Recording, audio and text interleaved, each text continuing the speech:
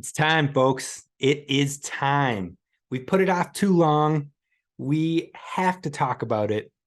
It's time to talk some Gophers hockey here in the state of hockey with Locked On Golden Gophers. Hey, you are Locked On Golden Gophers. No matter what we're going to do here, we're just going to keep rowing. Your daily podcast on the Minnesota Golden Gophers. However it turns out, we're just going to keep rowing. Part of the Locked On Podcast Network. Your team every day. We're just going to keep rowing, and keep rowing.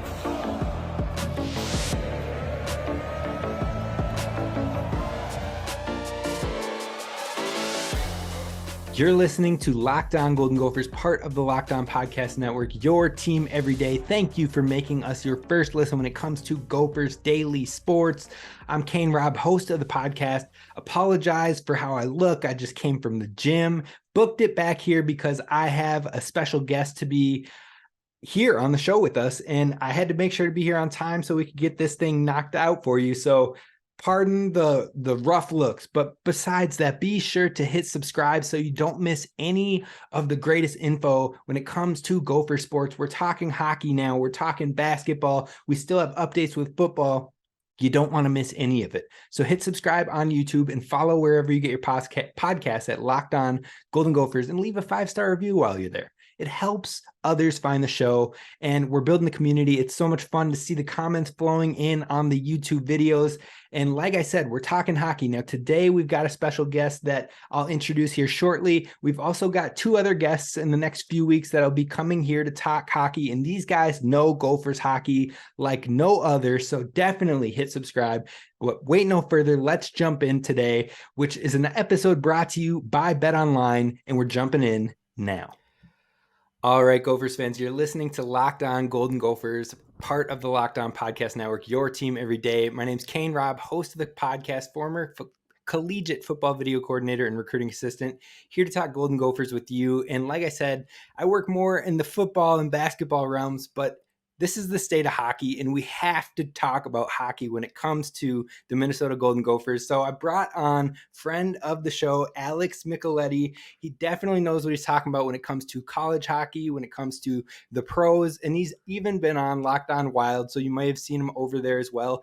And he is the son of a great Gopher legend when it comes to hockey, but we got him here because he's a friend of the show and we know he knows hockey. So without further ado, Alex Micheletti, thank you for coming on the show with us. Yeah, thank you, Kane, so much. I was excited to make my Locked On Golden Gophers podcast debut. Like you mentioned, I join Seth Topol on Locked On Wild every weekend. So yeah, this is exciting, time in the hockey world, in college hockey and NHL. And we're gearing towards the playoffs and NCAA tournament. So yeah, it's fun time to join for sure. Yeah, definitely had to get up to date. And so this show will be for the diehards, but also for the people who are looking to tune in now. Football's done. Basketball is kind of slow right now for the Gophers. And so let's get them caught up. Right now, the Gophers are doing fairly well. They've dropped a couple games. Maybe they shouldn't have, but overall, they're 16-6 with 908 points, ranked second in the nation, just in front of St. Cloud State, who they just split a home-and-home series with. And so what are you feeling with the Gophers so far this season? What has stuck out to you and impressed you? And maybe what are some worries? Yeah, I mean, this is one of the most talented teams in the country for sure. This freshman class that has come in has taken the college hockey world by storm. They have one of the best lines in college hockey with Logan Cooley, like I mentioned, the freshman, and Jimmy Snuggerud, and then Matthew Nyes. Those 3 together are just absolutely incredible. And they have one of the best defensive cores in the country too. They have multiple guys that are going to be playing in the NHL. Their captain Brock Faber is Minnesota Wild. They have his rights. They didn't draft him, but they picked him up this summer when the Wild traded Kevin Fiala to the Kings, and Brock Faber was a Kings draft pick. And so it's really fun to watch him and how his career has developed at the U. And they in net too, and Justin Close, he's been one of the best goalies in college hockey. One of the things that you might worry about is just you can't. Sometimes these guys are overhyped, and the praise can sometimes get to you, and they've been to the Frozen Four the past couple of seasons and just haven't gotten to the to the winning it. So we'll see if they can go all the way this year. I think this is the most talented team they've had since they won, those national titles back in 2002 and 2003. So, hopefully they can get the the monkey off their back and get that national title this season. Absolutely. And they have a lot of returners back. We've got Rijo, Lacombe, Faber, like you mentioned, and Nyes, all back. But the freshmen, they were hyped coming in. They were the number one class, I believe. And I'm just curious, have the freshmen surprised you at all with how well they've been doing? I mean, we knew they were going to be good, but like you said, Snuggerud and Cooley are literally leading the team in points with 28 and 27 respectively. So what has surprised you with this class? Is it surprising how well they are from the jump, or did you kind of expect this heading into it? I didn't realize how good Jimmy Snuggerud was. I knew Logan Cooley was, he was the third overall pick, but Jimmy's right there. I think both of them could play in the NHL next season if Arizona and St. Louis want to sign both of those guys. They are just unbelievable talents. Jimmy's got an NHL level shot, and Cooley, he's got a little nasty to his game too. He likes to rough it up in the corners, and I don't know if you saw when they played Penn State, but he checked. He got checked into the glass, and the glass shattered at Mariucci. That was just crazy. And yeah, I mean, the entire class has just been incredible. Bob Motzko's doing a great job recruiting and, getting a lot of those guys from the national development team. Those guys always tend to be, drafted really high too. And so the expectations for them are extremely high. And they've done it. So yeah, it's exciting to watch those guys, continue to develop, and, they'll definitely be in the NHL very soon. For sure. Now, across the entire team, not just the freshmen, but the whole roster and what you've seen this far, who's been the biggest surprise player for you, in your opinion, for the Minnesota Golden Gophers? Yeah, I would say Jackson Nelson. He was originally, Don Lucia recruit, and, then he was an amazing high school player in Southern Minnesota. And the Gophers usually don't recruit from Southern Minnesota and those small, tiny schools. And, he was undrafted, and, he plays on the top power play with those, with Lacombe and Nyes and Cooley, those guys, Snuggerud. And he's been just awesome in the faceoff dot. And he's been scoring some big time goals for the Gophers too, and so you need those seniors too to help you. Right. You can't always rely on the young guns, and so for the way he's been playing this season, he's been really fun to watch. Awesome. No, love to hear it. And then, who are maybe some of the not as well-known Gophers to keep an eye on in future years as guys like Rijo, Nyes, Faber, and Lacombe head to the pros? Maybe even those freshmen, like we were saying. Who are some maybe less known players that should be able to provide some juice once those guys make the next step? Yeah, a guy like another guy that has been kind of underrated is Mason Nevers. He's had a heck of a season. They're gonna definitely rely on his leadership, going next year, because I don't think he'll sign anywhere. He's been really fun to watch. Edina kid. This Gophers team tends to have a ton of Edina kids on the roster. Heck, his younger brother just committed to the U today. I was just about to say that. I think I saw. I was like, his brother Jackson just committed. I know. I was like, of course, just keep the pipeline rolling there. Another guy that's had an interesting season, Brett Pitlick. He's had quite the up and down season. Well, he had that interesting moment against North Dakota where he threw his stick into the crowd after he Yeah. scored. That was something else. His speed is unmatched. He's one of the fastest guys in the Big Ten. Another guy that was that just came off the World Juniors was Luke Middlestead, younger brother of Casey Middlestead, and his other brother is on the team with them. Another guy, Aaron Hughlin, he's a Buffalo draft pick. He's so much fun to watch. Brody Lamb, another Southern Minnesota kid. He Rangers draft pick. So some of those guys are going to be guys that I don't think will sign. I think they'll play for a couple more years, and that's one of the things. Bob has always tried to get this team to be older, but it's tough. They recruit really young, and a lot of those guys they get drafted and they want to come in right away at 18, Right. and so it's tough. But he's starting to get some guys that are gonna stick around for those 3 or 4 years, and so those are some of the names for Gopher fans to look out for. A guy on the back end too, I forgot to mention, Ryan Chesley, Washington Capitals draft pick. That kid is just a stud, and it's tough for those guys on the back end too, because they have so much competition, and a lot of those older guys play a ton of minutes.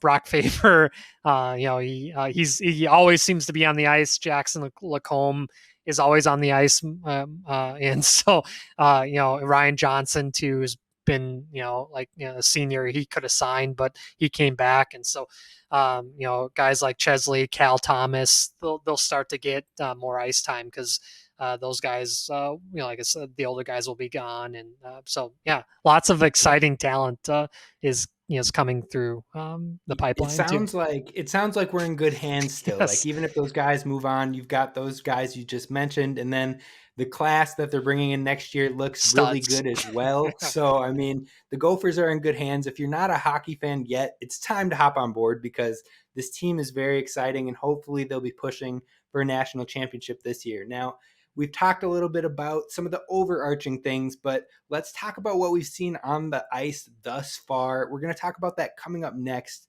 But first, let's talk about our friends over at BetOnline. BetOnline is where the game starts. They've got more props, more lines, and more odds than ever before. So definitely be sure if you're looking to place a bet or even make a family bet, you're trying to bet with your parents or your brother or your sister, your significant other, you name it.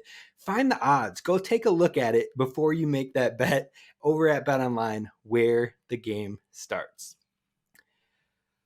All right, so let's jump in. Now, like we said, the Gophers are 16-6, and their next opponent is going to be when this podcast drops, which will be on Friday. We're recording it a little bit early, but their next opponent will be the night that you hear this versus Notre Dame in South Bend. Now, is that 2-game series in Notre Dame one that the Gophers absolutely have to win handily, or what do you think heading into that game? Yeah, it's huge. I mean, they're trying to maintain, they're trying to get a first, seed in the NCAA tournament, and so, they have to continue winning. In college hockey, there's it's called the pairwise, and the top 16 in that make the NCAA tournament. And so if you're in that top 4, you get a number 1 seed. And so that's what they're just trying to do. They're trying to maintain that top dog ranking.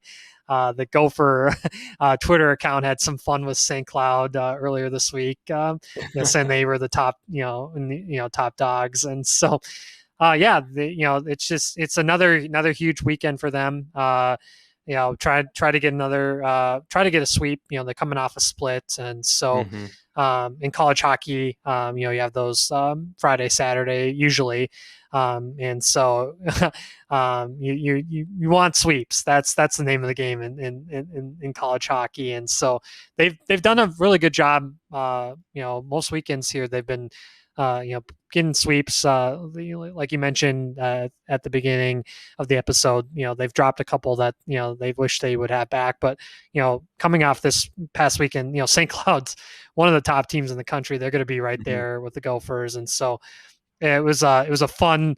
So this past Sunday, that game was so much fun. Went to overtime, and Logan Cooley got the game winner. He's the number one star in Big Ten hockey. So yeah, they just gotta keep rolling. These young guys that Nyes, Cooley, Snuggerud line, like I said, one of the best lines in college hockey, and they just feed off that line's energy and you see if they can get a sweep. Absolutely. And is Notre Dame, I don't know how much you've seen Notre Dame this season, but are they a decent team and easy to overlook, or are they not really that great? Is it something that the Gophers should maybe still be on their heels about and not taking them for granted? Or how is the Notre Dame squad overall? Yeah, I mean, it's a tough place to play in South Bend. They're a really frustrating team. They are a really defensive team. They like to the play is it's not a fun style to watch for sure. They try to bore teams, and the Gophers. I went to that series earlier this year when they played at Mariucci, and the Gophers. They still, Notre Dame tried to, make it, low scoring, boring play, just chipping the puck in. And, the Gophers utilize their speed. They're one of the fastest teams in the country. And, they blew Notre Dame out both nights at Mariucci. And so it'll be interesting to see, with Irish at home and see if they can feed off their crowd. But those young guys for the Gophers just dominated all weekend, and it'll be interesting to see if things are different on the road for the sure. Gophers. It'll be cool to see if they can keep that speed and that energy on the road in South Bend. So definitely something to keep an eye out for. Now, so far in the season, what has been the most disappointing loss in your opinion? To me, just again, knowing that I'm not as in depth with the hockey, I'm trying, we're learning, we're growing, but just looking across it all, it seems like it's the Arizona State loss, but I could be wrong there. What do you think overall has been the most disappointing? Yeah, that's a tough one because Arizona State, they're 27th in the pairwise, and so they're kind of way out of it. They don't have a conference, which really hurts them still. Mankato, they're having a down year in their minds. So that was a tough loss at the beginning, but you didn't know what. How Mankato was going to be as the season's gone along. They've been kind of up and down. So those are, I feel like two losses. Every time you play a rival of that sort, you always get their best, even if it's a down year. Like when Minnesota plays Iowa in football, you're always going to get Iowa's best. So it's kind of similar. Yeah, 100%. And Mankato was at home, and so the team split at home and home, and so exactly like you said, you're in a hostile environment. Like I said, I'm a graduate from Mankato, so I know all about that. Worked for the team when I was in college there. So, that was a tough loss for them. But that's a team that they've played in the past couple of NCAA tournaments. So it would be really funny to see if they were to get them again, because Mankato's right on the edge there, and they. Probably be right now, if they were to make it, they'd probably be a 4 seed, and so, it'd be funny if it was a 1 versus 4 and Mankato played the Gophers. So we'll see, but that Arizona State definitely was a tough one, and we'll see if it affects the Gophers. I still think they'll be a 1 seed, but we'll see if that one comes back to haunt them at all. Perfect. Well, past the Notre Dame schedule, the schedule looks kind of tough moving forward. I mean, the remaining opponents, you've got Michigan, Michigan State, Wisconsin, again, a rivalry. You never know what you'll get. And then Penn State and Ohio State. And of all of those, they're all ranked outside of Wisconsin right now. So which remaining opponent gives you the most worry for the Gophers? Yeah, it's Michigan. Michigan is so talented. I'm super excited for that matchup. They played earlier, and it was kind of just a chaos weekend in Ann Arbor. Michigan had a bunch of guys that were sick, and the Gophers were banged up. They had guys that were sick. Justin Close didn't play one of the games, or I don't think he played either. Uh, you know, it'll be nice to have both teams at full strength in a couple weeks. And Michigan has a kid named Adam Fantilli, who's going to be the second pick in the upcoming NHL draft. And so I'm super excited to see him because he's gonna probably play in the NHL next season. So I'm really looking forward to seeing him in person. I've seen him on TV.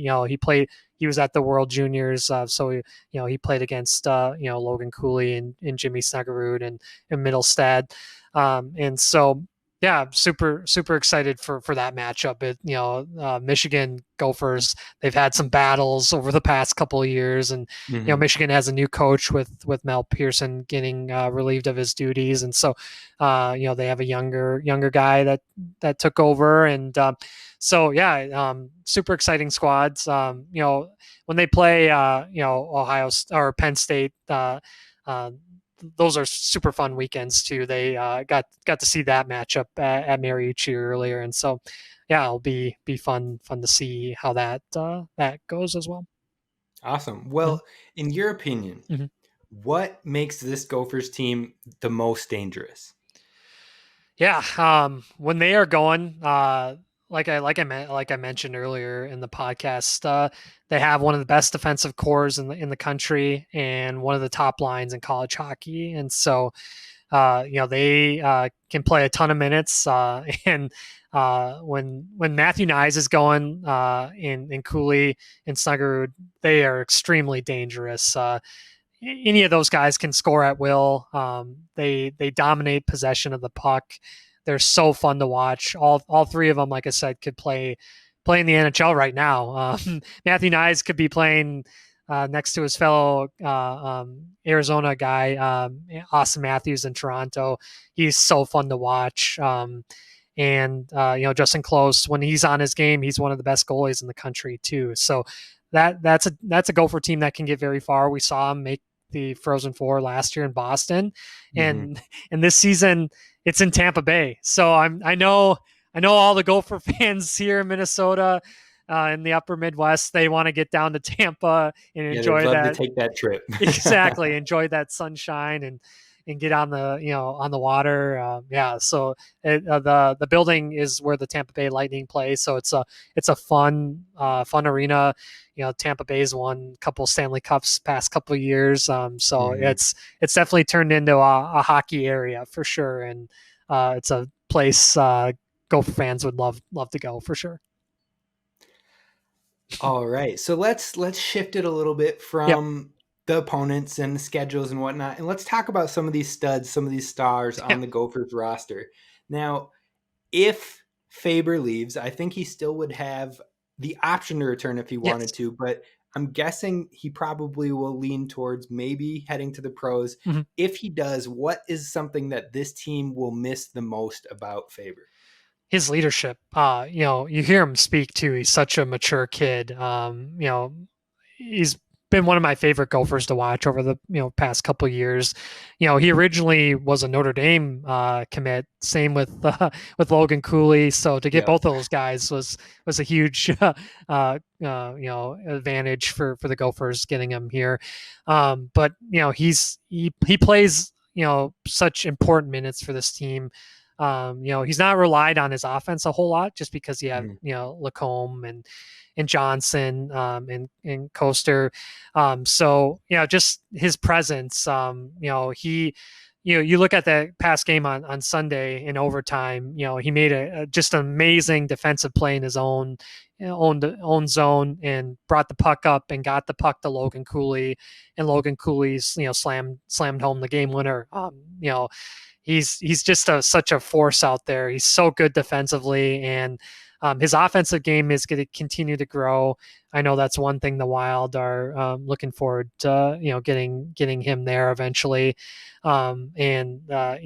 Being a captain is especially for that university it's a huge honor. And they're going to really miss him once he signs for sure. Just everything he brings to the team. Right, absolutely. And then another leader on this team that probably will be taking the next step after this season is Matthew Nyes. We brought him up quite a bit tonight. Do you think that he has the skill set to be elite at the NHL level, or what do you think his ceiling could be? Maybe not immediately when he goes, but as he grows and develops in the actual league. Yeah. I mean, he's grown into his body. He's, when I first saw him, I was like, he's a man child on the ice. He's going to a Toronto team that they really wanted him over the summer. They wanted to sign him, and he wanted one more year, with his buddies at the U. And he, I think getting to the Frozen Four and losing to Mankato was a bitter taste in his mouth, and he wanted to run it back and, try to go all the way this time. And so, that says a lot about him. And because, like I said, he could be playing right now. But I think, he's joining a team that has a lot of offense. Like I said, Austin Matthews is also from Arizona, and Mitch Marner and William Nylander. And so I think him joining that type of team, he won't have to be the man, but he could play on the line with one of those guys that I mentioned and fit right in.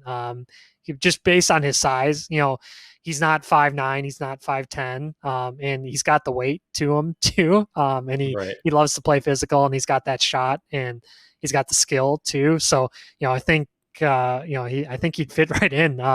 If Toronto wants him, after the Gopher season is done, I think he could fit right in their team for the NHL playoffs, which would be super exciting. Same thing with Brock Faber.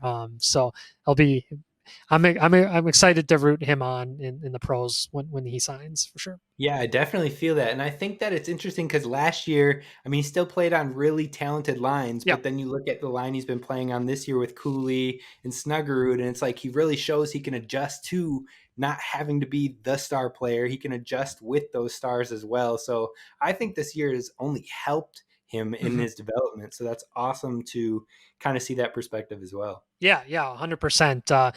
This team is chocked full of NHL guys. It's, you go to the games, I go up in the press box with my dad, and it's, it's so fun to watch from above. You get a different perspective of the game and how plays develop. And, that team can fly. And like I said, it's so much fun watching the guys when they're younger, and then you get to see them go from college to the pros, and sometimes they have to go to the AHL first, and you see their game continue to develop, and then they make it to the NHL. And a guy that was on this team last year, Sammy Walker, seeing him go from the Iowa Wild to the Minnesota Wild, it's been so much fun to watch. Another Edina guy, and it was really cool to see him. Got quite a few of those over exactly. there in Edina, huh? It was really cool to see him get his first NHL goal the other night, and for him to make it, it's cool to see a hometown kid make it. But yeah, all these guys that make it, it's a dream. They start skating when they're like 3 or 4 years old, and to finally make it to the NHL it's so cool to watch their parents, because the parents have such a huge role in their development, and taking them all over the country and all over the state in the car, and for practices, early practices, late practices, games everywhere. So yeah, it's fun. It's not only their dream, but their the family's dream, and it's such a cool accomplishment for sure. Absolutely. And speaking of Sammy Walker, congrats to him. He also was just named an AHL All-Star. So love to see him kind of really diving in and flourishing at that next level. Yes. Now, let's close on this question. We'll wrap it up with this one. It maybe isn't a fun topic for Gophers fans, but it is something that you have to start to let the realism settle in. And it is, what players do you expect to depart after this season? And strictly talking players that can make the jumps to the pros, not who are out of eligibility or anything like that, but what players do you think could take that next step at the end of this year? Yeah, we've mentioned Brock Faber with the Wild. There's been rumors with the Wild that they might be looking to trade Matt Dumba, and so Brock Faber would be the ideal replacement for him. He would have a cheap contract, and so I think that's one that the Bill Guerin and the Wild really want to sign right away. And then Matthew Nyes, we mentioned him. It'll be tough to see him go, but I think he's ready. Logan Cooley, there's been some debate on if he'd come back or not. Arizona, they're really really low in the standings in the NHL, and he was the 3rd overall pick, and they really could use him down there in Arizona, spark a franchise. So we'll see. I think it's 50-50 if he comes back. Of course, they would love for him to come back and continue to develop. Same thing with Snuggerud with the Blues.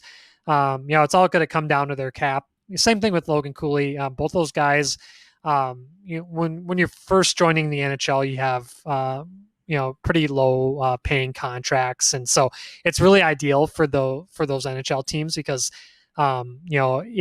if their production pays off, it's huge because you're not paying them very much, and so that's why those types of contracts are enticing for those teams to sign. And typically if they don't sign by their junior year, that's when they sign. And so that's why Brock Faber is probably gonna sign. And so, those are names to watch out for. Maybe a Rhett Pitlick too.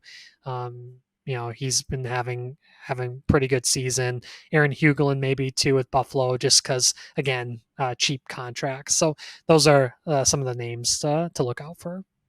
Awesome. Well, Gophers fans, you hearing that information right there, it just tells you that you need to go out there, support the Gophers this year, cheer them on to a natty. And thank you, Alex, for coming on the show today. And Gophers fans, this won't be the last time you see his face on this podcast, because we're definitely going to make sure to get more hockey content going on here. We're going to have Alex on more often as well. Yes, thank you, Kane, so much. Looking forward to it. Like I said, we got the conference tournament coming up and the NCAA tournament, and hopefully a Frozen Four run for the Gophers. So lots of Gopher hockey talk coming up for sure. Yes, indeed. Well, that's going to do it for us here at Locked On Golden Gophers. Hit subscribe on YouTube if you haven't already, so you don't miss any of this content, and we will see you next time.